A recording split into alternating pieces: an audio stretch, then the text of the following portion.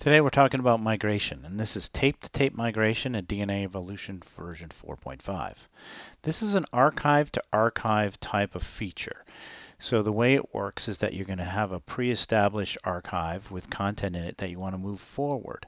So the idea here is that I've got a project XYZ. I put the word LTO5 on there just for sake of following along here and being able to see the comparison between the source archive and then your destination archive, which is going to be a brand new archive that you'll create, assign a tape or tapes to it, and presumably those will be LTO7 tapes, and you're off and running. So in this archive, I've got a couple folders worth of material, very simple, straightforward, but I'm going to now create a brand new archive.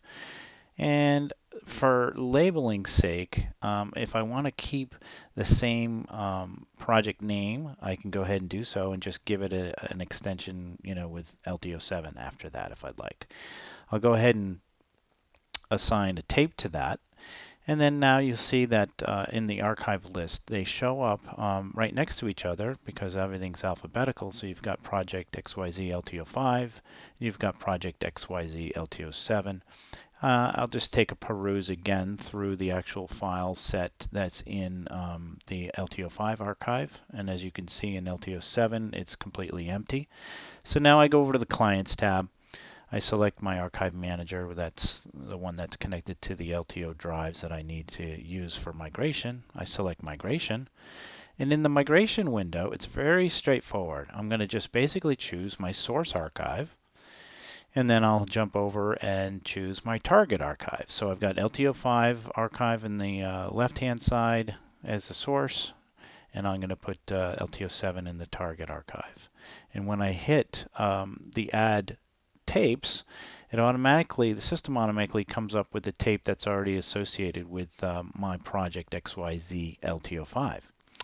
Now you do have a couple options here. You can either use no label on the new material coming into the LTO7 archive, or you can retain the source archive name, or as I'm going to do here, I'll just go ahead and create a custom name for the subfolder.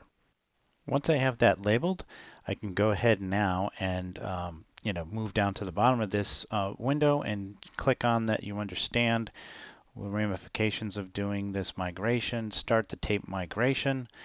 And then what's great about the system is that we give you a great log tool. So you can click right on that view migration logs at the bottom once the process is complete. You can go into the log area within the system very quickly and get a very detailed report on the entire process. So it gives you, the migration report, the tape names, all the number of files that get transferred, etc. And this is an exportable report that you can, affix to anything you'd like, or just jump it into a Word doc if you'd like as well. So that's the reporting piece. So now back at the archive level, I've got my LTO5 archive with all its content in it. I'm going to just pop open a new window here and show you side by side the LTO7 archive. Just clear a couple windows out of the way and get this set up for you. So that's the nice thing about having a browser-based UI is you can bring up multiples of those, right, at the same time. So now let's take a look at the LTO7 archive. Remember I put that migrated content label on that folder. There it is. So let's take a look at the clips. This is the LTO7 archive. They match the LTO5. Let's take a look at the files. The files on the LTO5 archive are going to come up shortly here. You see those, and now let's move over to the LTO7. You can take a look at that. They are identical. So you have now migrated your content.